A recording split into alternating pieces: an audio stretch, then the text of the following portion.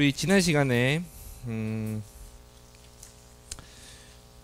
프레셔를 측정하는 도구에 대해서 배웠죠. 그래서 마노미터라는 것을 이용해서 눈금을 읽어서 측정을 하는데, 인클라인드 마노미터에 대해서 구체적으로 살펴보았습니다. 그래서 그때 어떻게 설계하면은 훨씬 더 간편하게 우리가 프레셔 측정할 수 있는지도 생각해 보았었죠. 그리고 이제 정지한 유체 내에 어떤 평판이 잠겨 있을 때, 평형 상태로 잠겨 있을 때, 그때 그 평판이 받는 힘에 대해서 살펴보았습니다. 그래서 평판이 수평하게 놓여 있을 때도 살펴보았고, 비스듬히 기울어져 있을 때도 살펴보았습니다.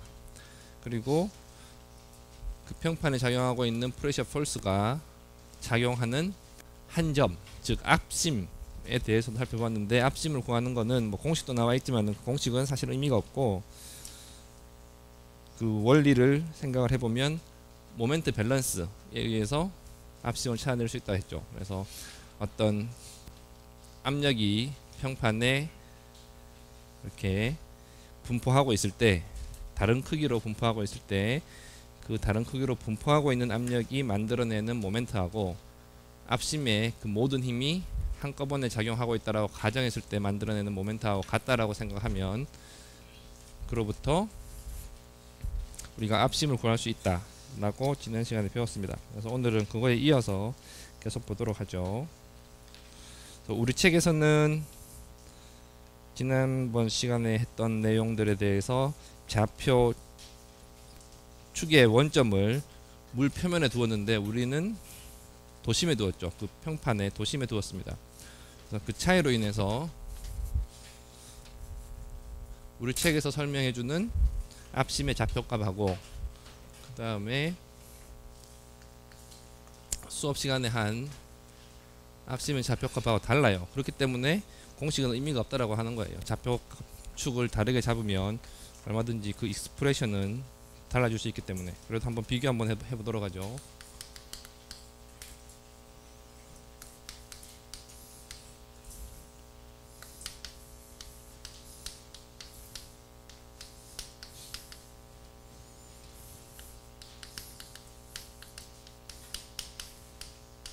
이거를 하는 이유는, 과거에 학생들을 한데 강의를 하다 보니까 학생들이 아무 생각 없이 공식을 쓰는 거예요. 좌표축을 어떻게 잡느냐에 상관없이 공식을 막 써갖고 그 답이 맞다라고 생각하고 있는데, 그게 아니다라는 것을 강조해 주는 거예요. 그래서 우리 책에서는 보면은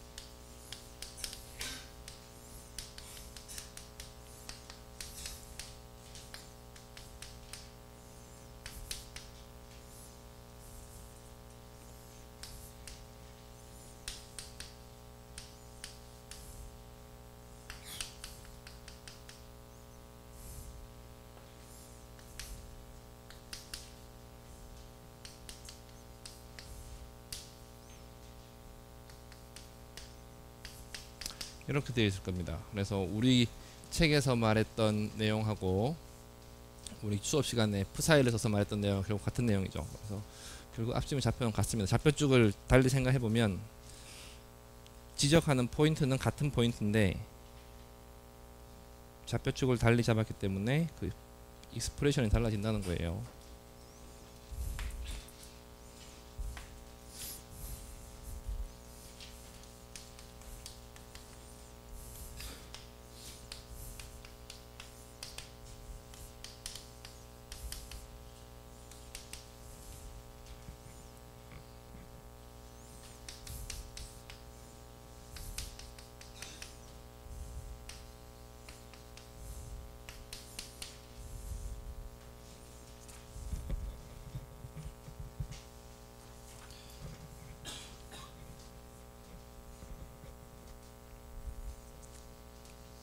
그래서 우리 책에서 보여주는 공식, 우리가 수업 시간에 했던 거 얻어냈던 공식이 결국 표현만 다를 뿐 실질적인 내용은 같다라는 것을 이해하면 됩니다.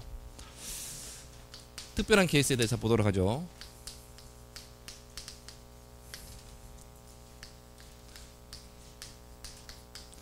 비스듬히 놓여 있긴 한데 비스듬히 놓여 있는 그 각이 90도다. 다시 말해서 수직하게 놓여 있다. 그죠? 첫 번째 했던 것이 수평하게 놓여 있던 거고, 그 다음에 했던 것이 비스듬하게 놓여 있는 거고, 근데 비스듬한 각이 90도다. 그러면 결국 수직하게 놓여 있는 경우니까 수직한 평면을 보게 되면 그때의 앞심의 좌표는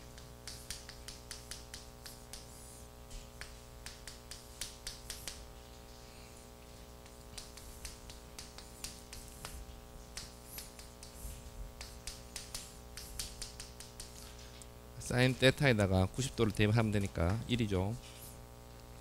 이렇게 표현될 겁니다. 이거를 외울 생각을 하고 있다. 그러면 여러분들이 뭔가 착각을 하는 거예요. 이거 외울 필요 없고 그냥 모멘트 밸런스 써서 매번 구해주면 됩니다. 그게 훨씬 쉽습니다.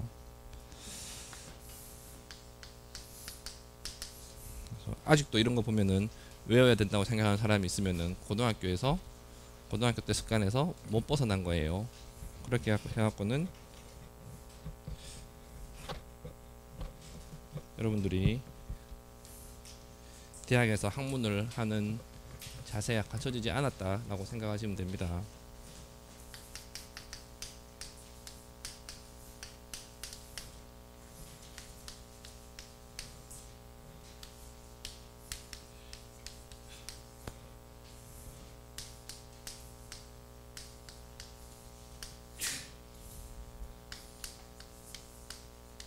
이번에는 평판이 아니고 어떤 공면이 유체 안에 잠겨 있을 때 공면에 작용하고 있는 프레셔 포스는 어떻게 되고 거기에 따라서 앞심은 어떻게 되는지 한번 보도록 하죠. 공면이 평면하고 다른 게 뭐냐? 평면은 그 면의 방향이 하나죠. 모두 다 평면상의 모든 점이 하나의 방향을 바라보고 있죠, 그죠? 근데 공면은 공면 위에 있는 모든 점들이 바라보는 방향이 다 다르죠. 그래서 우리가 사실은 평면할 때 사실 이거 폴스를 벡터로 생각한 게 아니고 매그니튜드만 따졌습니다. 왜냐하면 방향은 하나이기 때문에 굳이 벡터로 생각 안 하고 크기만 따져도 쉽게 계산이 되는데 공면인 경우는 이제 어느 지점에 해당하는 프레셔 폴스냐에 따라서 프레셔 폴스의 방향이 다 달라집니다. 그죠? 그래서 명실상부하게 폴스를 벡터량으로 달아줘야 되는 문제가 생긴 거예요. 공면인 경우. 그래서 프레셔 폴스는 항상 어떤 면이 있으면 그 면의 수직한 방향으로 작용을 합니다. 공면이라고 한다면은 수직한 방향이 공면상의 모든 점에 대해서 다 다르니까 거기서 특이한 점이 발생을 하는 거예요.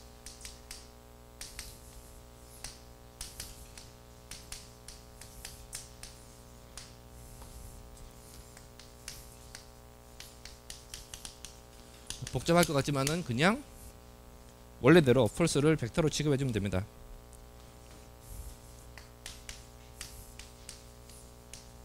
그래서 면을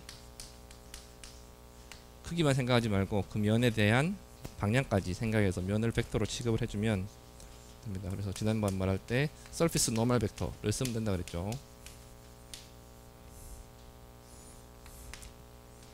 그래서 어떤 공면이 있다. 공면상에 미소 면적이 있다. 그죠? 면은 벡터량이라고 했으니까 이거 X성분, Y성분, 그 다음에 Z성분으로 구분해서 생각을 해주면 됩니다. 이런 거를 잘 하자고 여러분들이 공업수학을 배우는 거예요.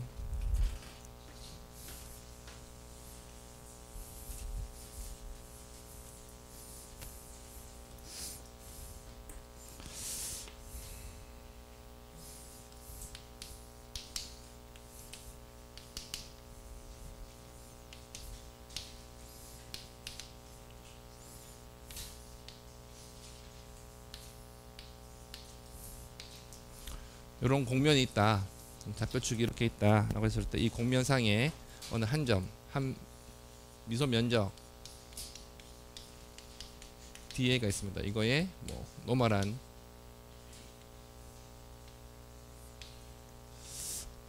방향이 이 방향을 했을 때 이걸 DA라고 합시다.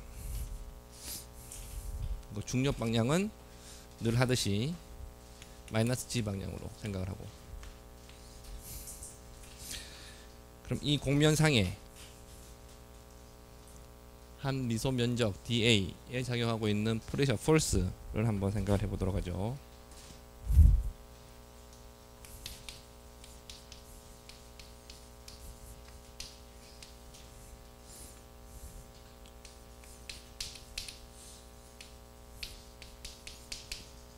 그래서 미소 면적이 작용하는 힘이니까 미소 힘 DF가 되고, 프레셔는 압축력을 기본으로 한다 했으니까 앞에 마이너스가 붙는다 했죠. 그래서 스케일러인 프레셔하고 그 다음에 벡터인 에어리얼 벡터를 곱하면 프레셔 폴스가 되는 거죠. 그 다음에 이 곡면 전체에 작용하고 있는 것은 저 힘에 대해서, 저 힘을 전체 곡면에 대해서 적분해 주면은 전체 곡면에 작용하고 있는 프레셔 폴스가 나오겠죠. 그래서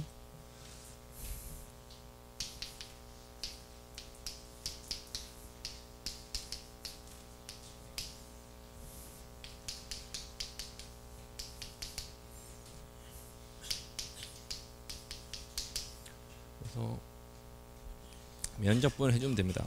전체 면에 대해서 면적분을 해주면 돼요.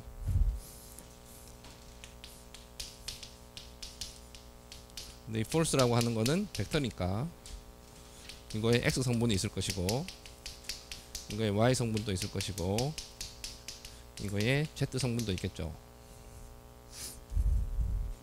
그래서 벡터일 때는 벡터를 한꺼번에 생각하지 말고 그냥 x 성분 따로, y 성분 따로, z 성분 따로 생각하면 훨씬 더 생각하기 편한데, 이상하게 보면 잘 못하는 학생들이 벡터를 성분별로 나눠서 생각하는 게 아니고 벡터를 통째로 취급을 하려고 해요. 잘하는 친구들이 내용을 잘 이해하고 공부를 열심히 하고 내용을 확실하게 파악하고 있는 친구들이 벡터를 통째로 생각을 해도 각마다 잘 틀리던데, 꼭 보면 공부 열심히 하는 친구들이 성분별로 따로 생각하지 않고 벡터를 통째로 계산하려고 덤벼 들어갔고 다 틀려요. 답안지를 채점하다 보면 조금은 알고 있는 것 같은데 워낙 많이 틀려서 부분 점수도 못 주게끔 그렇게 하는 경우가 많습니다. 그래서 벡터를 보면 여러분들이 정말 익숙해지기 전까지는 어떤 벡터든지 간에 이게 폴스가 아니고, 지금 2장에 대한 문제가 아니고 어느 부분이라 하더라도 벡터를 보면 벡터에 대해서 자신이 생길 때까지는 성분별로 따로따로 생각해주면 훨씬 더 여러분들이 잘 이해가 될 겁니다. 그래서 우리도 수업 시간에 x 디렉션 먼저 따져보죠. 그래서 지금 저 곡면에 작용하고 있는 프레셔 폴스를 알아내려고 하는 건데, fx 따로 알아내고 fy 따로 알아내고 fg 따로 알아내고, 그래서 벡터 썸 하면 되니까. 그래서 fx는 결국 벡터 f에다가 유닛 벡터 x 방향 유닛 벡터 i를 곱해주면 되죠. 그럼 벡터 f는 저기 나와 있으니까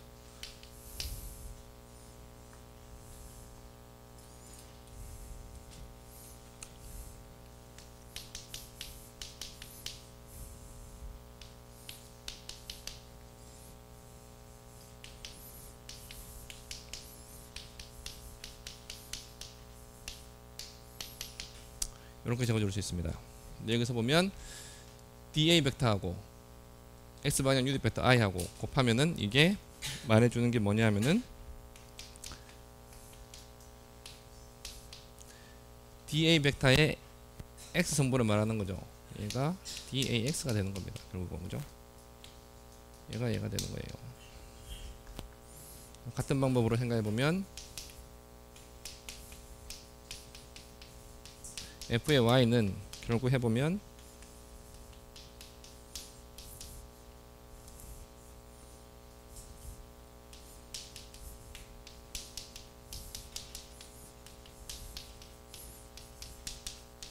이렇게 될 겁니다. 프레셔는 스케일러니까 DA라고 하는 그 같은 지점에 작용하는 프레셔는 다 동일한 프레셔가 될 거예요. 그죠?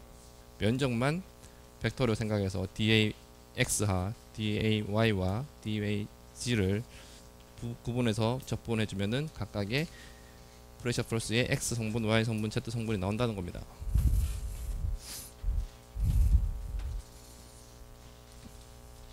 근데 이 그림에서 보게 되면 결국 DAX라고 하는 건 뭐예요? 어떤 면이에요? 그래피컬리 생각을 해보면 요 면이 지금 벡터 DA인데 이거의 X 성분이라고 하는 거는 그래픽하게 생각해보면 어떤 걸 의미하는 거예요? 공수 3에서 배우잖아.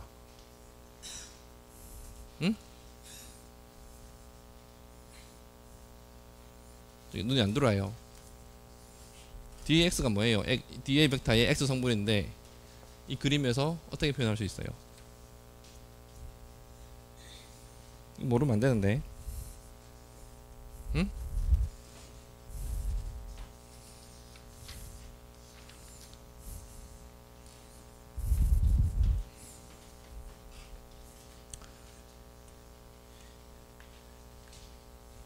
이거 어떻게 구해요? DAX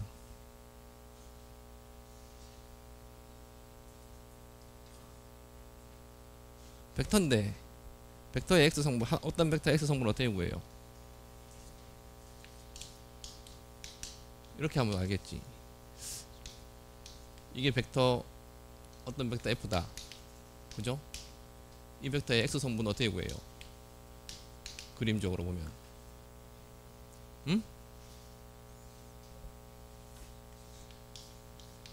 이거 X 성분이라고 하는 건 뭐예요?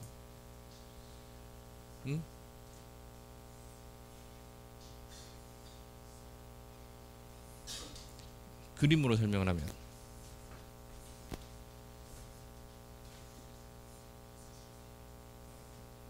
그렇지. 누가 말했지? 큰 소리로? 그렇죠. X축 방향으로 사용하면 되는 거예요, 그죠?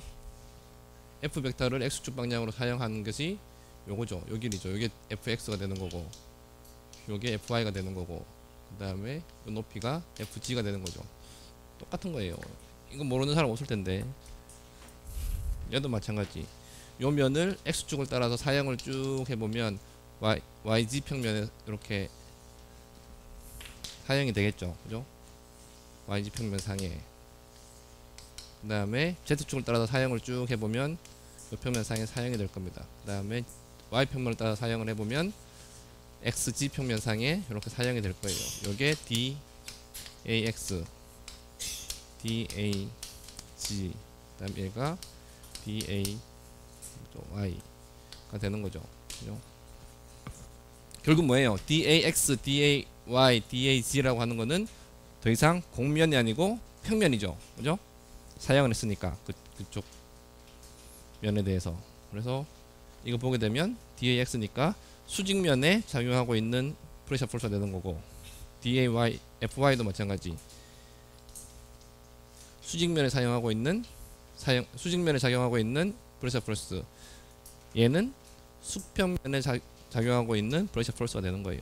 그 세 가지의 합을 갖고 공면에 작용하고 있는 힘을 알 수 있다는 겁니다. 그래서 이미 다 배운 거죠, 예를 들면.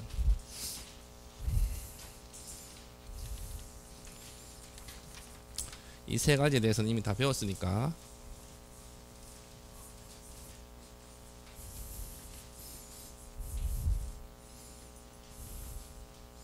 프레셔 폴스의 호리존탈 컴포넌트, 즉 X 성분, Y 성분.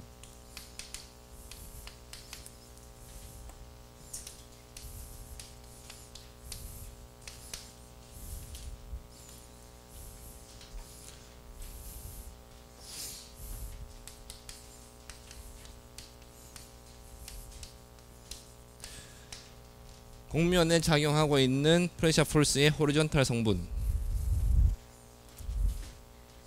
fx 내지는 fy는 여기서 설명하는 것이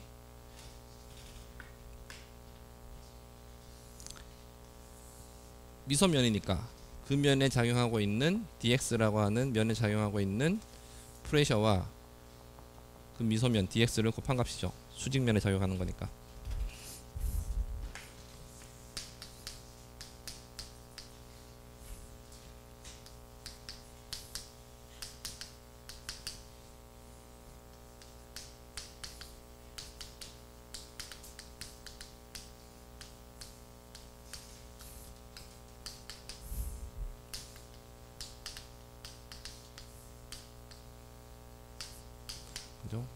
fx, fy라고 하는 것은 dx, dy가 어떤 수직면이니까 그 수직면에 도심이 있을 거예요. 도심에 작용하고 있는 프레셔 곱하기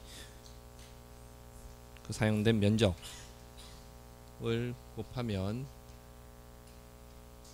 x 성분, y 성분이 나오는 거죠. 지난 시간에 배운 겁니다. 그죠?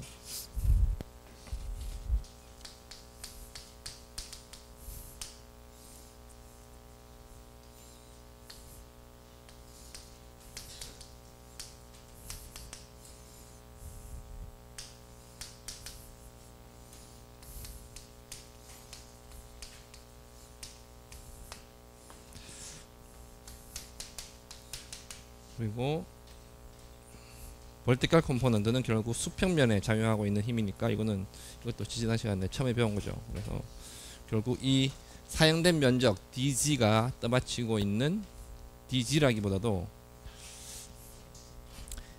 여기 있는 da가 떠받치고 있는 이 물의 무게와 같을 겁니다. 그래서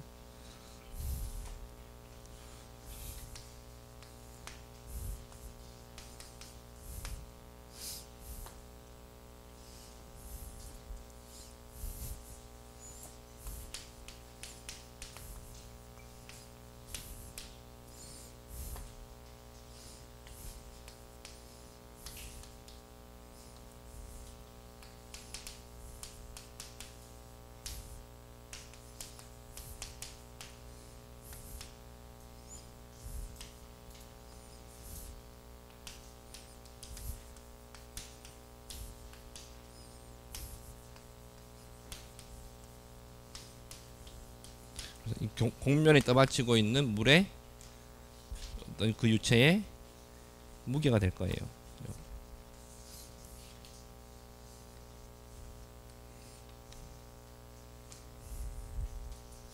그래서 X성분, 힘의 X성분, Y성분, Z성분 다 구했으니까 각각의 성분별로 모멘트 밸런스를 생각을 해보면 앞심 X좌표, Y좌표, G좌표가 나오겠죠. 그렇게 해서 앞심도 찾아낼 수 있습니다. 앞심 찾아내고 성분 3개 다 알아내면 이제 그 힘이 어느 한 점에 작용한다 했을 때 그 한 점의 위치가 나오는 거죠.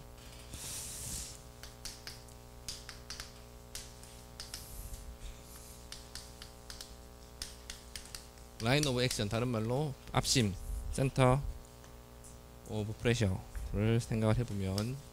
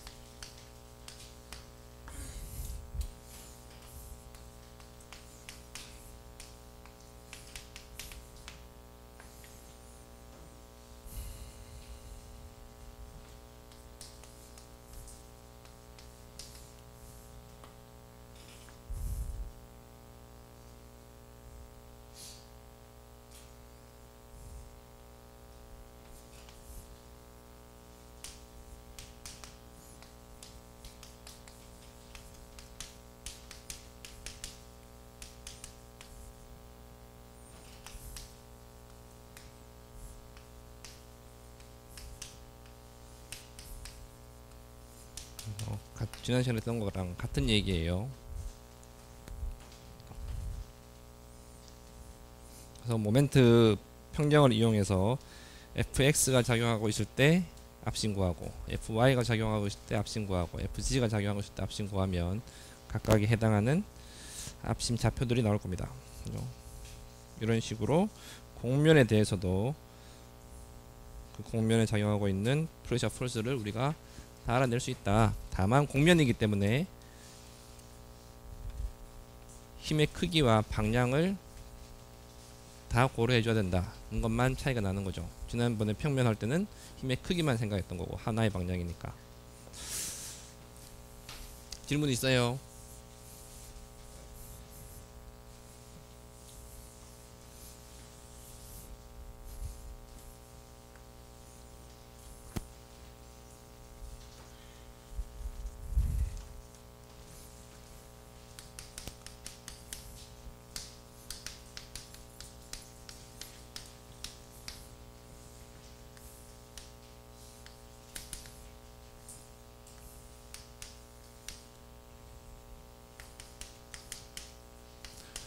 2D 문제만 생각해 봅시다. 그래서 XY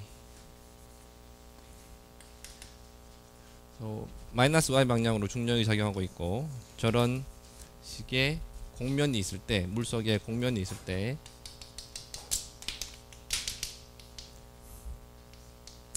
이 공면을 작용하고 있는 프레셔 포스를 생각해 봅시다. 당연히 이 위에서는 가까이 면에 포인트의 수직한 방향으로 지금 프레셔가 작용하겠죠. 그리고 이 프레셔 포스의 크기는 아마 수심이 깊어지면 깊어질수록 더 힘의 크기는 커질 겁니다. 그죠? 비례해서. 그죠? 그래서 저런 분포를 가진 프레셔 포스의 합을 구하는 거예요.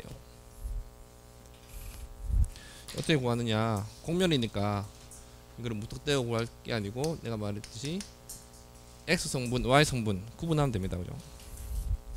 얘는 생각을 해보면 물표면이 이렇게 있고, 이 공면에 X 성분, 이 공면에 Y 성분을 따로 생각해보면, X 성분이라고 하는 것은 얘를 X축을 따라서 사용한 거죠. 이 공면 X축을 따라서 사용을 해보면 그냥 수직면 하나가 되는 거예요. 그죠? 요 수직면이 되는 거고, 요게 AX일 거고, 여기에 어떤 힘 FX가 작용하고 있을 겁니다. 그죠? 그 다음에 Y 성분은 생각을 해보면 수직 방향의 힘이니까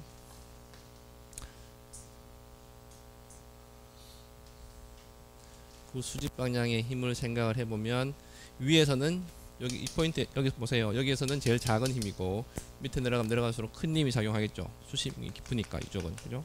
그래서 보게 되면 이 면에 사용된 Y축으로 사용된 면은 수평면이 될 것이고, 그 다음에 왼쪽 지점은 힘이 클 거고, 오른쪽 지점은 힘이 작을 거예요. 그죠? 그래서 대충 이런 분포를 가진 힘이 작용하고 있을 것이다 라는 겁니다.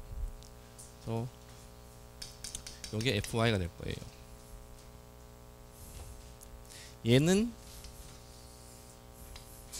요게 AY가 될 거고, 얘는 따로 생각을 해보면, 다시 한번 생각을 해보면, 그냥 원래 공면 그대로 놓고 이 공면 위에 있던 이 물의 무게와 사실은 같을 겁니다.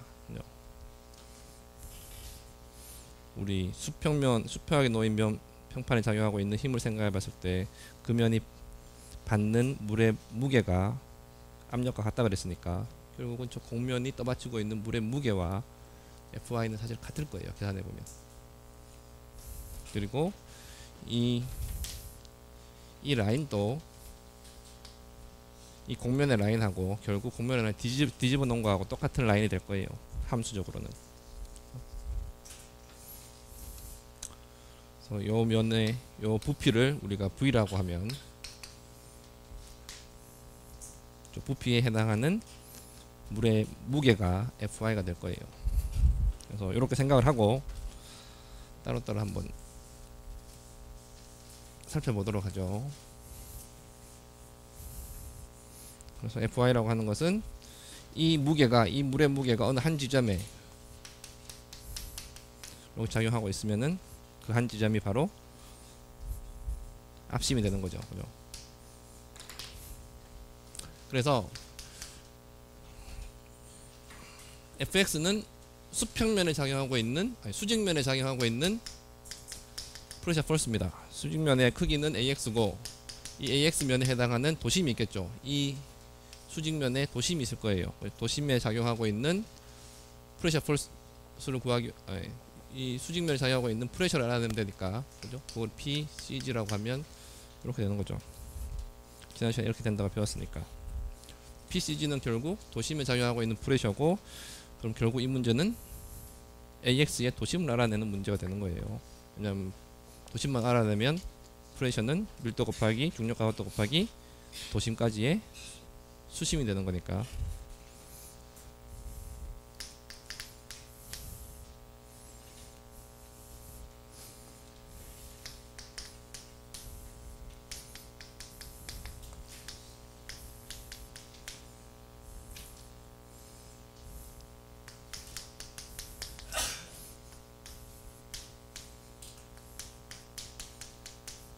그래서 fx는 다시 적어주면 이렇게 되고,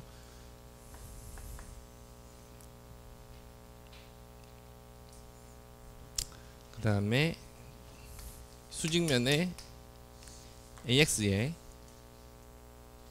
작용하고 있는 이 앞심의 좌표값은 도심으로부터 얼마큼 떨어져 있냐, 지난 시간에 구해놓은 게 있으니까. 물론 모멘트 평형 쓰면 되지만은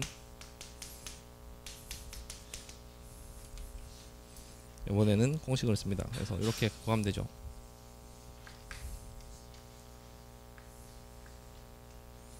그 다음에 fy는 결국 생각을 해보면 저 공면에 떠받치고 있는 물의 무게와 같다. 그죠?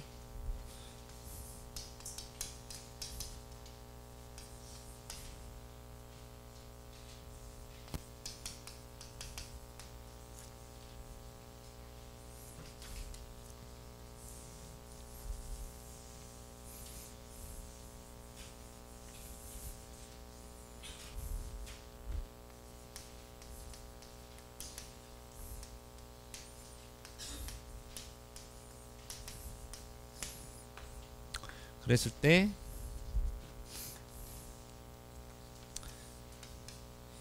이 지점, 이 fy가 작용하고 있는 이 앞심의 x 좌표는 무엇과 같으냐 생각을 해보면 결국 이렇게 생긴 어떤 물체가 있는데, 이 물체의 모멘트 평형을 생각해보면 어느 지점을 내가 손가락으로 받치고 있다 했을 때 얘가 무너지지 않고 넘어지지 않고 서 있을 수 있는 지점이 곧 무게중심이죠. 그래서 지금 무게중심을 찾는 것과 같은 문제가 된 거예요. 그래서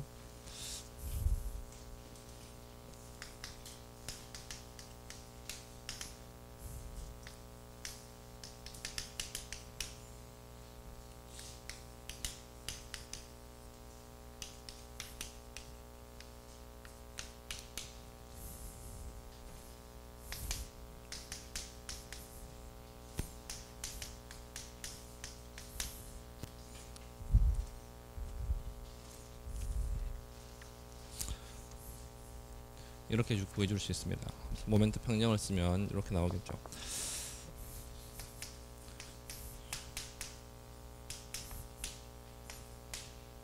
그래서 다시 한번 이 문제를 보게 되면 이렇게 생긴 거였는데 결국 이쯤에서 fx라는 게 작용하고 있고, 그 다음에 뭐 이쯤으로 해서 fy라고 하는 게 작용하고 있으면 이거에 합벡터가 있겠죠. 그죠? 합벡터가 이 방향으로 어디쯤에 있을 거예요. 그죠?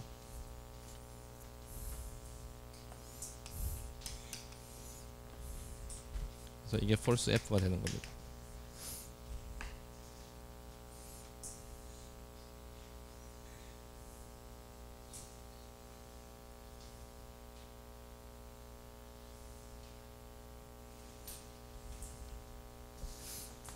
그래서 그 합벡터의 크기는 벡터 썸에 의해서 이렇게 될 것이고, 그 다음 이 각도가 파이라고 한다면은 파이는 아크 탄젠트 써서 이렇게 구해주면 됩니다.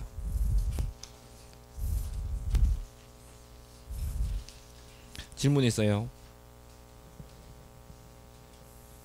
예.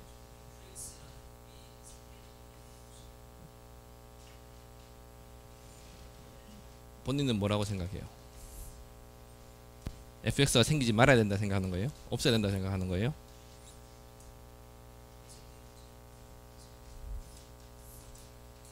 왜 생기는지 모르겠다라고 하면은 그걸 내가 거기에 대한 답을 해주기 위해서는 왜 안 생긴다라고, 왜 그런 게 없어야 된다라고 생각하는지를 한번 설명을 해보세요.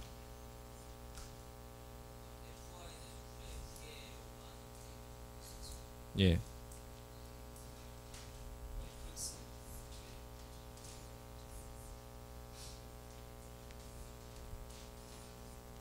그 말은 프레셔 폴스는 무조건 위에서 아래로만 작용해야 된다라고 지금 본인이 믿고 있는 거예요.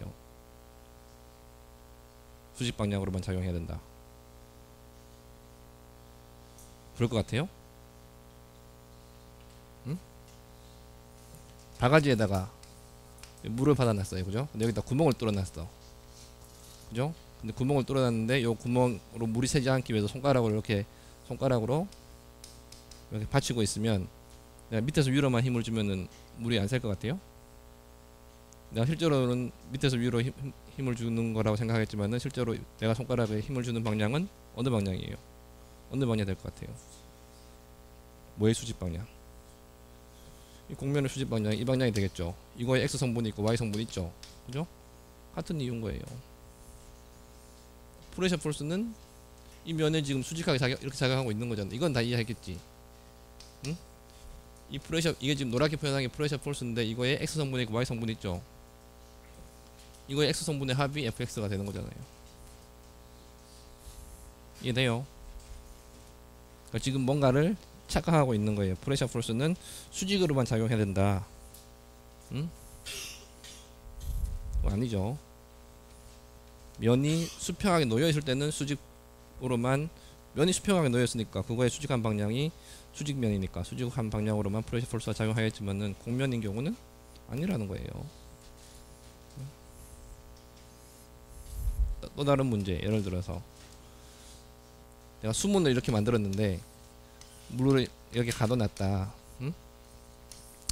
바닥면이 있고 여기 물이 있는데 수문을 가둬놨다. 응? fx가 없으면은 이 수문을 붙잡아 주기 위한 힘이 필요 없다는 얘기죠. 근데 이 물을 가둬놓기 위해서는 이 방향으로 힘을 줘야지 물이 수문 때문에 흘러나오지 못하고 가둬져 있겠죠. 수평한 힘이잖아요, fx. 그죠? 왜 그래요? 이 방향으로 힘이 있으니까 그런 거지. 네? 힘은 그 면에 수직하게 작용하는 거예요. 근데 곡면이기 때문에 지금 y 성분도 있고 x 성분도 있는 거예요. 또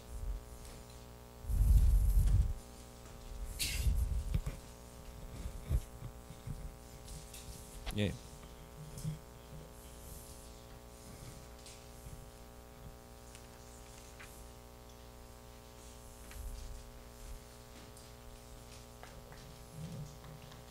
FY의 그림 어떻게 그려지느냐? 여기는 수심이 낮고 작고 여기 수심이 크죠? 그죠?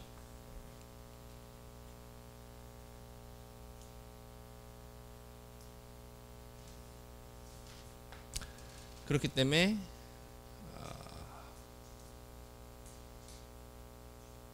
내가 거꾸로 그렸나 이거? 이렇게 그려야 되나?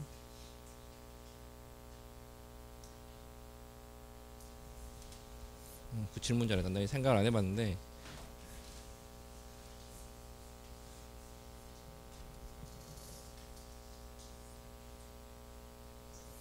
이 문제 같은 경우는 이렇게 되는 게 맞겠네. 이쪽에서는 이게 만약에 요 방향이 수평으로 향하고 있다면 이쪽에 작용하는 수직력은 없으니까 이게 맞을 거예요. 그래서 요 면은 윗방향으로 향하고 있다 생각하면은 여기서는 프레셔 폴스가 온전히 수직력만 있는 거고 이 방향은 수평하게 이 면이 수평한 방향을 보고 있다 치면 이쪽 방향으로 힘은 프레셔 폴스는 수평 성분만 있으니까 이렇게 보는 게 맞겠죠. 만약에 진짜로 이게 90도가 서 있고 이쪽이 누워 있다고 한다면은 프레셔는 분포는 이렇게 돼야 되겠죠. 각은 정확히 안 나왔으니까 저런 분포를 하는 게 맞을 겁니다. 어쨌거나 이 발륨은 얘랑 같다는 거죠.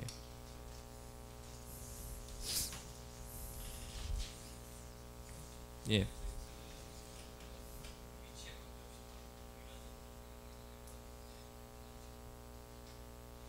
fx가 위치에 상관없이 동일한 힘으로 작용하고 있다라고 누가 그랬어요?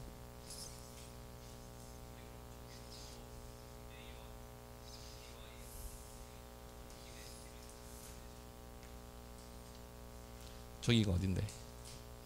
저기가 어딘데?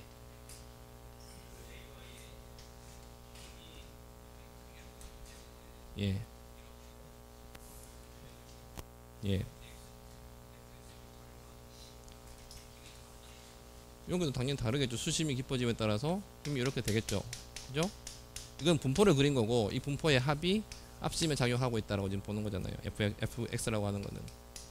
이거의 합력이죠. 이게 fx가 이거의 합력이죠. fy도 이거의 이 무게의 합력인 것처럼, 이거의 합력이 fy인 것처럼.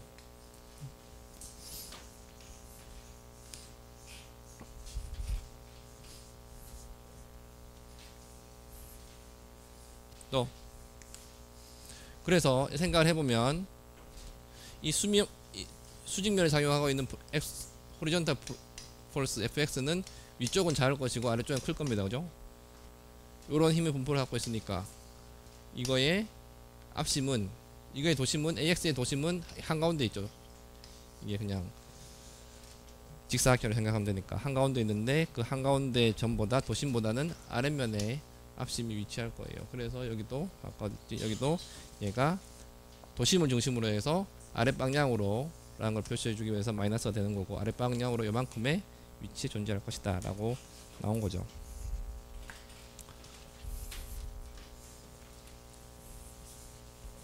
예.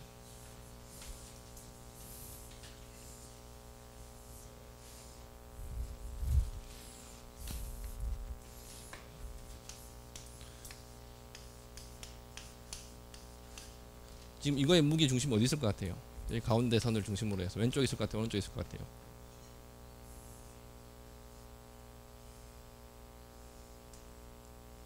그래서 무게 중심이 어디 있을 것 같아요? 응? 이거의 무게 중심이 요 선보다 왼쪽에 있다. 예? 그럴 것 같아요? 아닐 것 같아요? 무게 중심은 그렇죠. 그 다음에 저거는 앞심은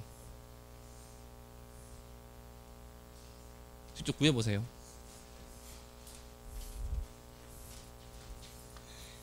그래서 내가 말한 게 틀렸으면 나한테 와서 틀렸다라고 이야기를 해주세요.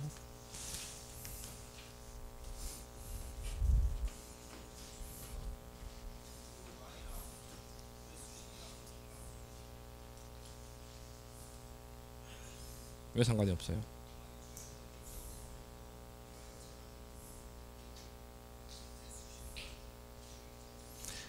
결과만 놓고 이야기하니까 그런 거예요. 맨 처음에 그 왜 떠받치고 있는 물의 무게와 같다라고 하는 그 결과만 놓고 보니까 그런 거고, 크기만 생각을 하니까 지금 이 물의 무게와 같다라고 하는 거지.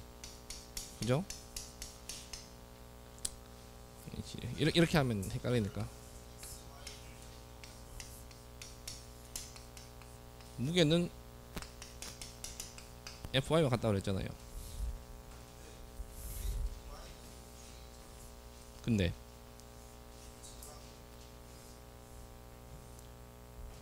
각각의 작용한 건 안 맞지만은 크기, 이거 지금 합력이잖아요. 합력. FY도 합력이잖아요. 합력. 분포가 이렇다는 게 아니고, 여기 작용하는 힘의 분포가 이렇다는 게 아니고, 이 합력이 FY가 뭐예요? F의 Y 성분이잖아요. 그죠? 그래서 이 분포에 Y 방향의 힘의 분포가 있는데, 어떤 분포가 있을 텐데 그거의 합력이 FY잖아요. 이거의 크기가 무게와 같다는 거예요. 이해가 안 돼요. 예를 들어서 이런 힘이 있다, 이런 힘의 분포가 있다. 이거 힘의 분포 크기를 다 더해줄 수 있겠죠. 그죠? 그 힘을 예를 들어서 뭐 A라고 합시다. A하고 이 무게와 같다는 거예요. 넓이요? 크기가 같다는 거니까. 예. 크기가 같다는 거예요. 크기에 대해서 개념이 없어요? 힘의 크기? 궁금한 거는, 더 궁금한 건 직접 한번 직접 계산해 보세요. 자기가 생각한 대로 다 계산해 봐갖고 뭐가 같아지는지, 인무게하고 뭐가 같아지는지 한번 생각해 보세요. 예.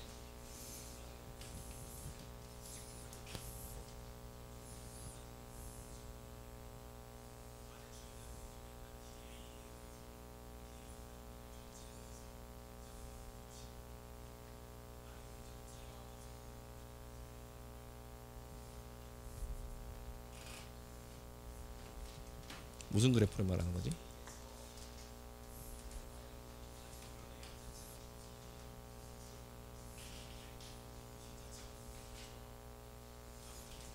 그러니까 힘의 분포, 다시 설명해 줄게. 여기 보면 이면에 있었는데, 이면에 작용하고 있는 Y 방향의 힘의 분포는 이쪽 만약에 이게 진짜로 여기 뒷면에 수직하다, 여기도 수평면에 수직하다 라고 했었을 때는 이쪽에 작용하고 있는 Y 방향의 힘은 0이 될 거예요. 그죠? 그래서 이 면에 작용하고 있는 FY의 분포를 생각하면 여기 그려보면 여기는 0이 될 거고 여기는 큰 값이 될 거고, 그죠? 그래서 실제로 계산해보면 되니까 수심에 따라서 여러분도 이거 다 구한 다음에 이 힘의 분포를 구한 다음에 그려보면 되니까 아마 요렇게 나올 거예요. 그죠? FY 분포는 이렇게 될 거고, 요 면에 작용하고 있는 거, 각각의 지점에 작용하고 있는 거, 그죠? 그리고 이거를 다 더한 값, 결국 다 더한 값이 이거의 면적이죠, 그죠? 다 더한 값은 요 지점의 무게와 같을 것이다 라는 거예요. 알겠습니까?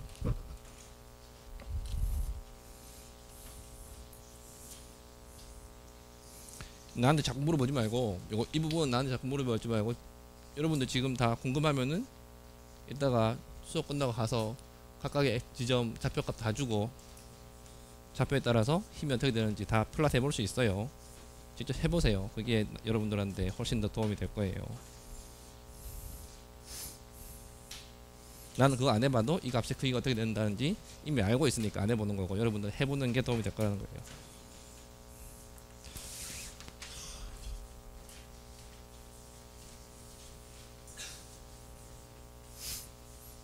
그래서 곡면의 각 지점에 대해서 프레셔 폴스를 구한 다음에 그거의 X성분, Y성분을 각 좌표값에 대해서 분리한 다음에 플러스를 한번 해보세요. 다른 문제 하나 보도록 하죠. 우리가 지금 관심이 있는 거는 힘의 분포에 관심이 있는 게 아니고 힘의 크기에 관심이 있는 겁니다. 이 장에서 관심이 있는 거는. 그래서 여러분들이 분포랑 자꾸 헷갈리는 건데,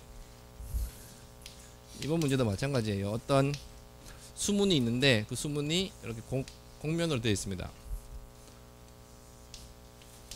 이 수문에 작용하고 있는 힘을 알려고 하는 거예요. 그래서 힘의 분포를 알려고 하는 게 아니고 힘을 알려고 하는 겁니다. 그래서 여기 수심이 D로 주어져 있는데 4m, 여기가 자유표면이고 여기 힌지가 있습니다. 그래서 수문을 열었다 닫았다 하는데 이 상태로 물을 가둬두고 싶어 하는 거예요.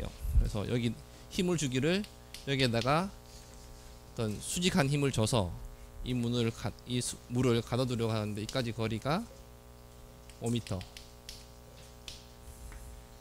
그 다음에 이 수문의 그래프는 이렇게 주어져 있습니다. A는 상수값. 이런 상황 충분히 있을 수 있죠.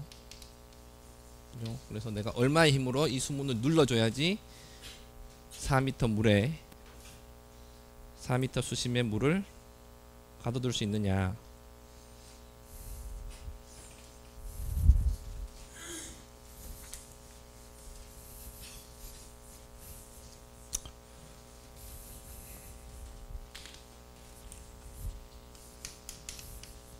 그래서 이 수문의 폭은 5m로 주어져 있습니다. 칠판에 수직한 방향으로 5m 주어져 있고, 수문의 무게도 있을 텐데 얘는 우리가 무시합시다.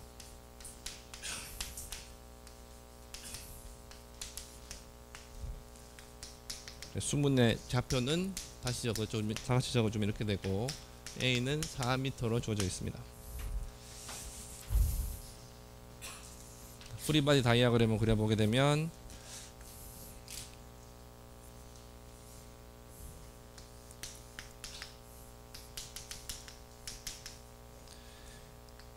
여기 FA라고 하는 힘이, 수직한 힘이 작용하고 있고, 그죠? 그 다음에 이 물이 수문을 미는 방향이 왼쪽 방향이에요, 오른쪽 방향이에요? 응? 이 물은 수문을 당연히 왼쪽 방향으로 밀어내려고 하죠. 그래서 생각을 해보면 물은 이 수문에 지금 이런 수평한 힘을 주고 있을 거예요. 그래서 물이 수문에 가해주는 힘을 Fx 프라임, 수직한 방향으로는 윗방향으로 힘을 줘요, 아랫방향으로 힘을 줘요? 물이 수문한데, 응? 윗방향으로 주겠죠. 당연히 위에는 대기압이고 밑에는 대기압보다 큰 압력일 거니까. 그죠? 여기는 공기가 있을 거니까 여기는 공기니까 대기압일 거고 이거는 여기가 대기압인데 대기압보다 큰 값이니까 윗방향으로 어떤 힘을 가해주고 있을 거예요. 이게 실제로 수문에 작용하고 있는 힘이 되는 거고 이 fxy, fx 프라임, fy 프라임을 찾아내면 얼마만큼의 힘을 fa에다가 구해줘야 되는지 알 수 있는 거예요. 좌표값을 정확하게 잡기를 힌지를 중심으로 해서 이걸 y, 이걸 x라고 잡고 이거 어떻게 생각하면 되느냐.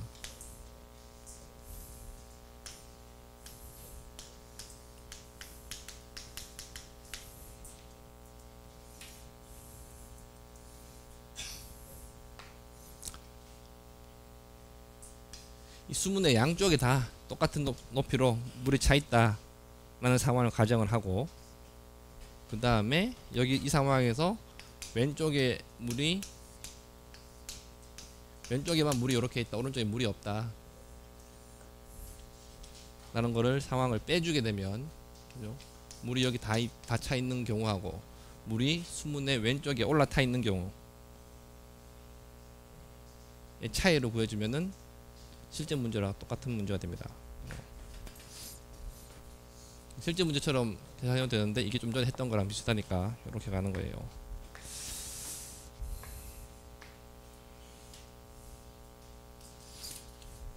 지금 이 경우 물이 수문의 왼쪽 오른쪽에 다 차 있을 때 수문이 받는 힘은 물에 의해서 받는 힘은 있어요 없어요? 응? 없죠. 왜냐하면 왼쪽에서 받는 힘이나 오른쪽에서 받는 힘이나 아래에서 받는 힘, 위에서 받는 힘, 수문이 얇다로 무게가 없다고 했으니까 얇다고 했으니까 받는 힘은 동일합니다. 그러면은 요 경우만 알아내면 된다는 거예요. 이 경우하고 이 경우는 fx, fy 크기는 같고 방향만 반대인 경우예요. 그죠? 그래서 이 경우 생각해 보면 fx 결국 이 경우는 fy 이 두 가지를 찾아내는 거예요.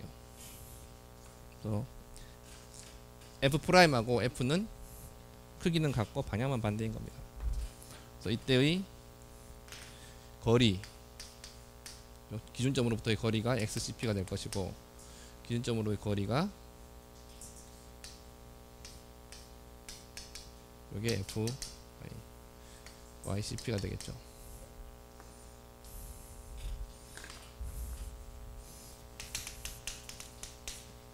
둘 다 같은 문제다. 응?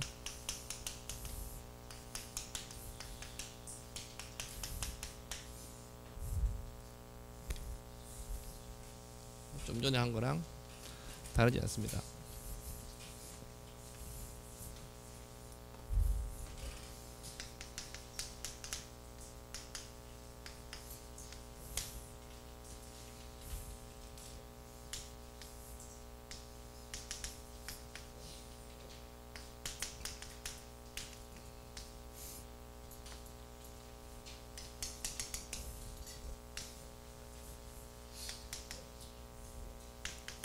이 경우도 마찬가지. 저 공면에 대해서 x축을 따라서 사용을 하게 되면 ax라는 면적이 나올 테니까 여기서 ax는 크게 다 주어져 있죠. 물이 있는 부분만 생각하면 되니까 d 곱하기 그 다음에 수문의 폭 w와 같습니다. 그래서 20m 제곱의 직사각형이 될 것이고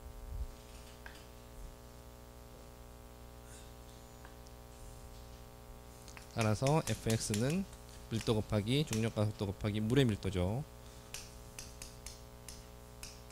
직사각형의 도심이 위치한 수심 이렇게 하면 되죠. 직사각형의 도심은 직사각형의 가운데점이 도심이 되는 거고 이 직사각형의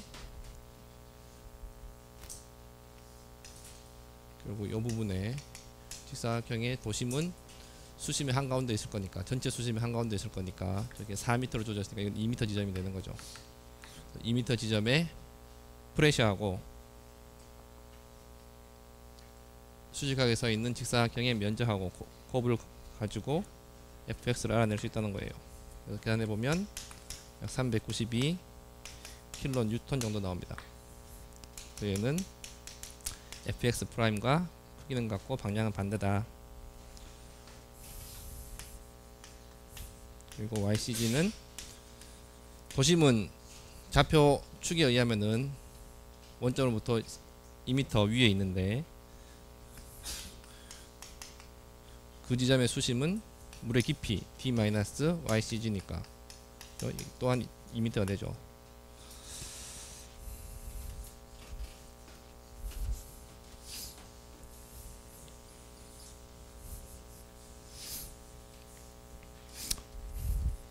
그래서 앞심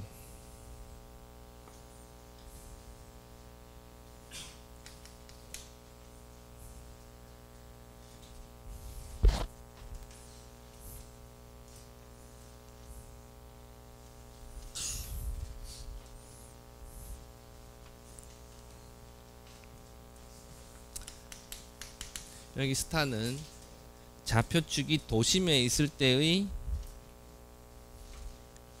앞심은 우리가 지난 시간에 공식에 의해서 이렇게 된다고 했었죠. 그래서 여기 스타 표시하는 게 뭐냐면은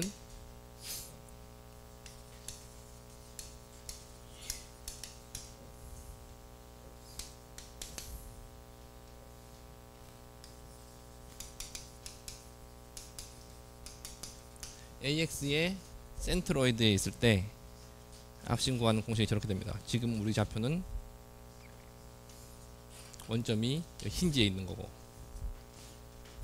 어쨌거나 이걸 써서도 얼마든지 할 수 있죠. 직사각형의 도심 면적 간섭 모멘트는 이걸 써서 구하는 거니까 이렇게 되고 이걸 갖고 YCP를 구해보게 되면 약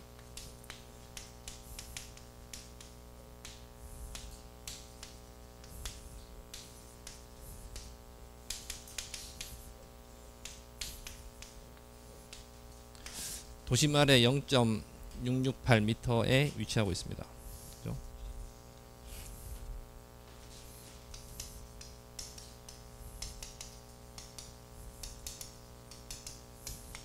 따라서 우리가 정한 좌표 상에서의 앞심은 YCG에다가 이거를 더해주면 되죠. 그래서 2m 빼기 0.668 하면은 힌지보다 즉 바닥면보다 1.33m 위에 위치하고 있습니다.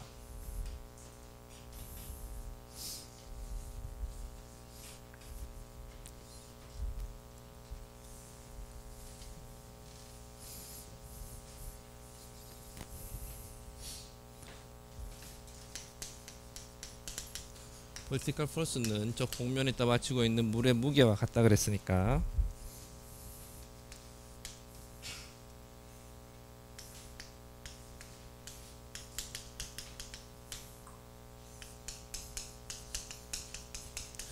이 물의 무게가 있겠죠. 그죠? 여기 힌지가 있으면 그 말은 이 무게를 구한다는 얘기는 물이 이런 식으로 이제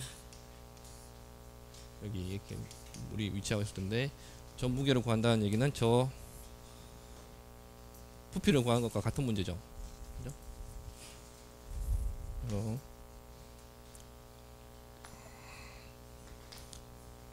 이거를 생각을 해보면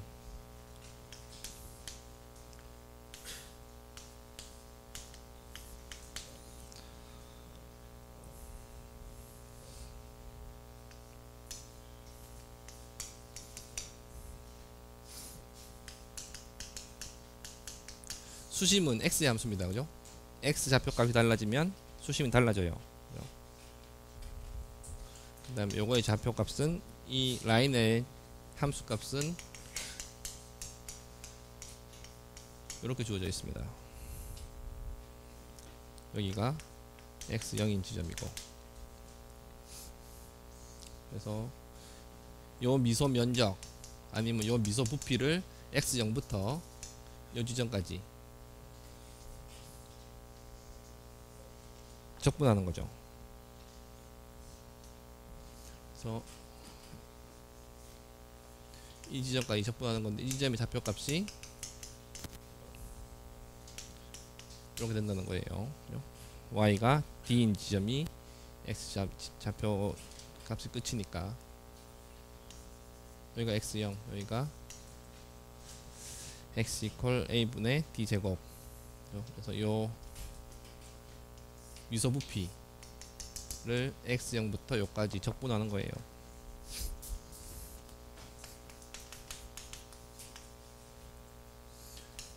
이 부피가 v라고 한다면은 이건데 이거에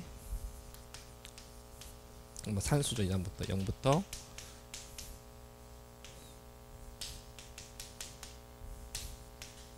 이렇게 되죠. 가로는 dx, 세로는 hx가 되는 거고, 그 다음에 이 폭은 w로 주어져 있었죠. 4m, 5m였나? 5m였죠.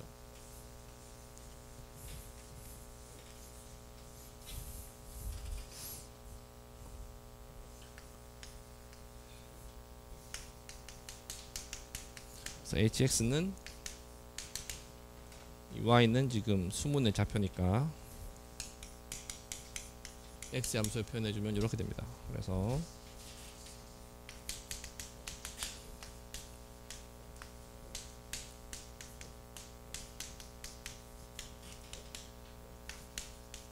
적분하는 거고, 적분 쭉 해보면 값이 나옵니다.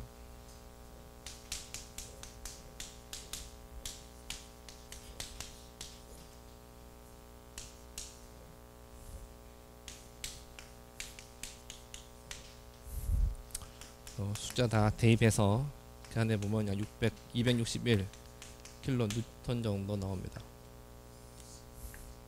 그래서 저 수문이 떠받치고 있는 물의 무게가 이 정도 된다는 거예요. 이게 뭐냐? Fy 프라임이라는 거죠. 그래서 이거에 앞심, 이 힘이 어느 한 점에 작용하고 있다고 생각했었을 때 그 한 점이 어디냐, 한 점의 좌표값이 어디냐, x 좌표값이 어디냐를 구하는 거죠.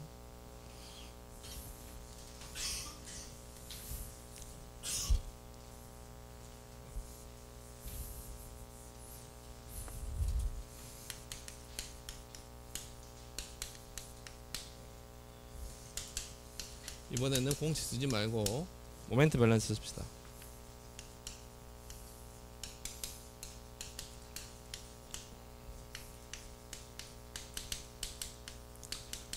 그래서 수직 방향으로 눌러주고 있는 이 힘들이 분포하고 있을 때 만들어내는 모멘트하고, 이렇게 한 점에 힘이 작용하고 있다 라고 생각했을 때 만들어내는 모멘트하고 동일하면 되죠.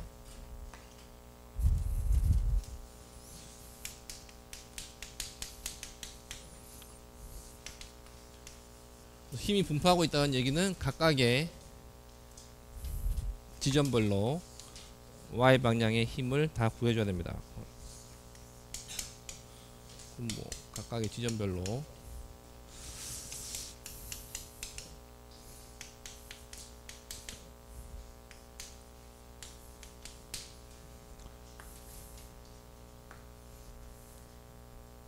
이렇게 될 거예요.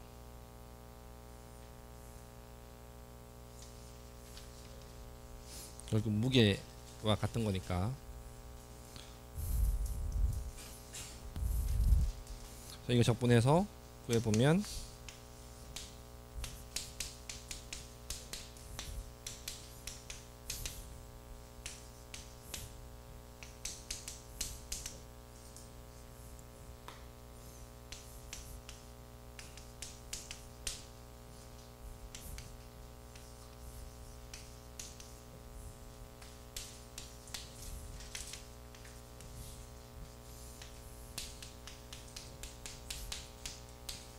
그래서 구해보면 약 1.2m 정도 나옵니다. 산수죠, 산수.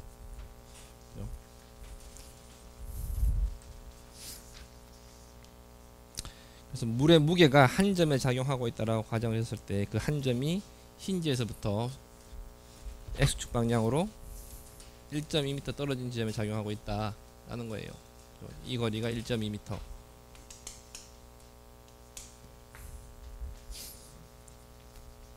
그러면 이제 FA를 구할 수 있죠. 이 수문이 안 열리지 않아야 되는 최소한의 힘이 FA니까, 그죠? 지금 이 수문이 받고 있는 힘이 여러분들 말했듯이 왼쪽 방향으로 힘을 받고 있고 윗방향으로 힘을 받고 있고, 그것을 상쇄하기 위해서 FA가 가해주는데, 그것들의 모멘트 합을 구해보면 0이 돼야 되죠. 그래야지 문이 안 열리는 거니까.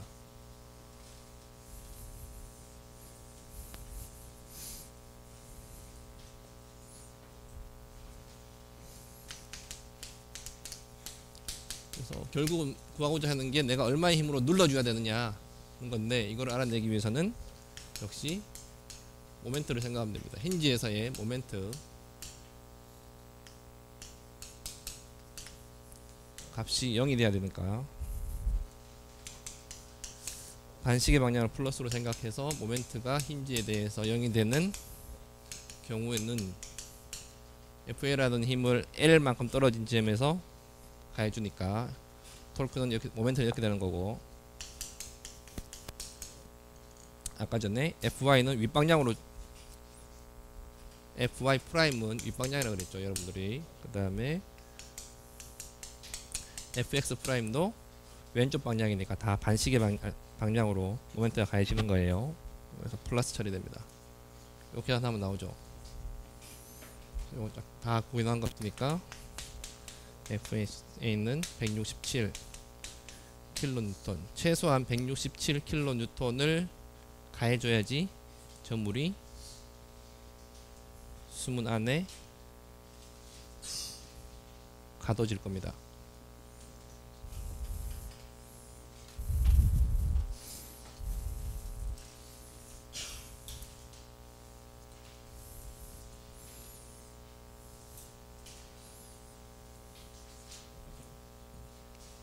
질문 있으면 하세요.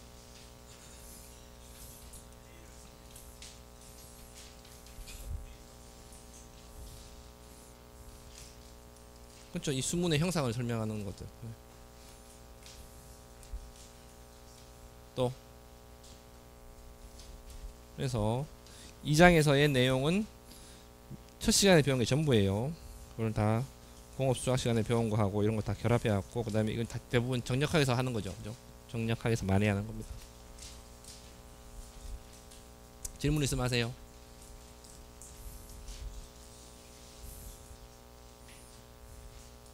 우리 2시 반에 시작했나요? 왜 시간 빨리 갔지?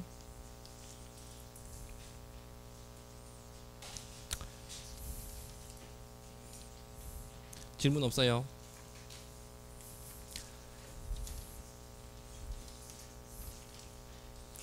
이 장에서 우리가 배워야 되는 내용은 첫 시간에 다 배웠고, 계속 그대로 지금 문제풀이 하는 식으로 적용해보고 있는데, 마지막에 다른 개념 하나가 나옵니다. 근데 생각해보면 다른 개념이 아니고 사실은 똑같은 개념이에요. 이게 뭐냐면 부력입니다.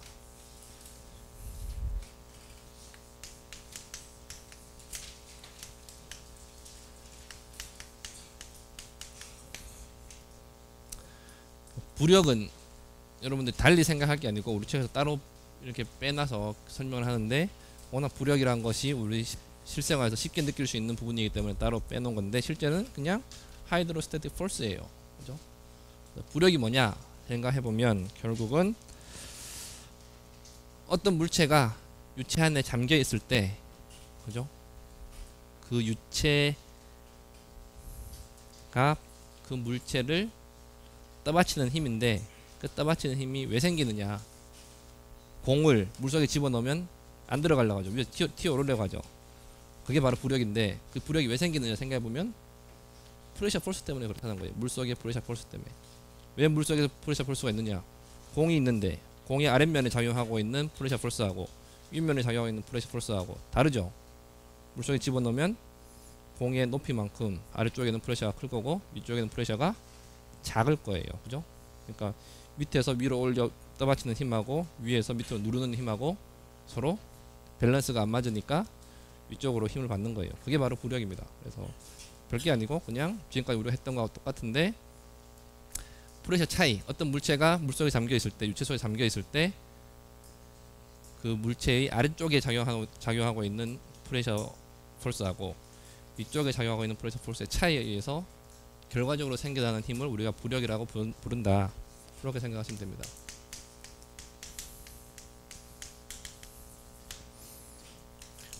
이 경우는 수직 방향으로의 힘만 고려하는 거예요. 그래서 이 수직 방향의 힘이 왜 생기느냐,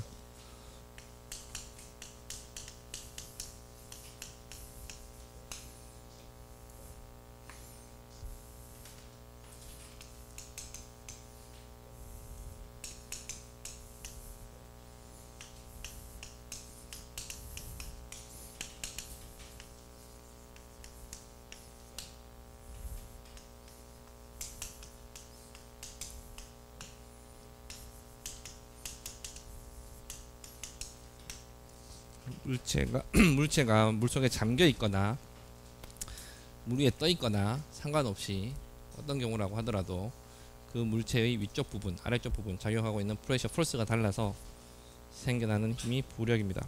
부력을 제일 처음 발견한 사람이 아르키메데스죠. 부력의 원리를 최초로 응용한 사람이 아르키메데스입니다. 뭐 했죠? 응? 아르키메데스 들어는 봤죠.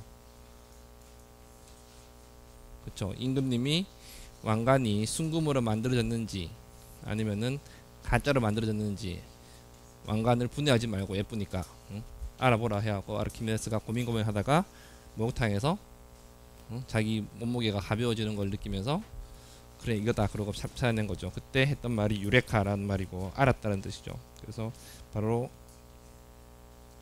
부력의 원리를 이용한 건데 아르키메데스가 언제적 사람이에요? 응? 기원전 220년 전의 사람이에요. 그죠? 그래서 지금 2000년대니까 약 한 2200년 전에 2230년 전에 아르키메데스는 이걸 알고 있었던 거고 여러분들은 이제 배우는데 그래도 모르겠다 그러면은 참 2300년 동안 여러분들이 뭘 했는지 공부를 어떻게 했는지 생각을 좀 해봐야 되는 거예요. 그래서 시간이 없으니까 다음 시간에 부력에 대해서는 좀 더 자세하게 공부하도록 하겠습니다. 자, 수고했습니다.